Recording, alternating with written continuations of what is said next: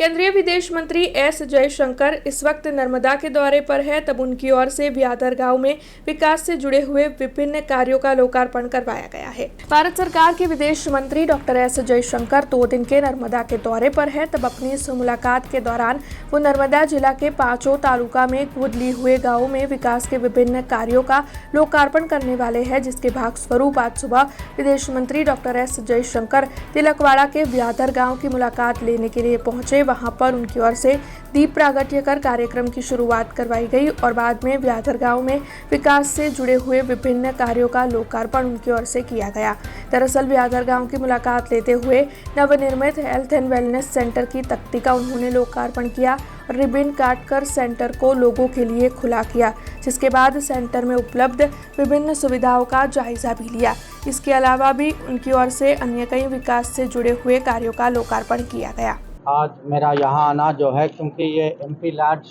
के तहत ये काम जो हुआ है, आज एक वेलनेस सेंटर का उद्घाटन हुआ है यहाँ, एक सक्षम आंगनबाड़ी का और एक स्मार्ट स्कूल का। और खाली यहाँ नहीं, और भी आगे भी कार्यक्रम है और कुछ और जगह हैं जहाँ आज जो है वर्चुअल मोड में हमने इसका उद्घाटन किया है। तो हमारा संदेश तो ये है कि मोदी जी जब उनका सपना जो विकसित भारत की जब बात करते हैं, विकसित भारत एक तो हो कि हमारे रोड, हमारे रेल, हमारे एयरपोर्ट, हमारे सड़क ये सब अच्छे बने, कि लोगों को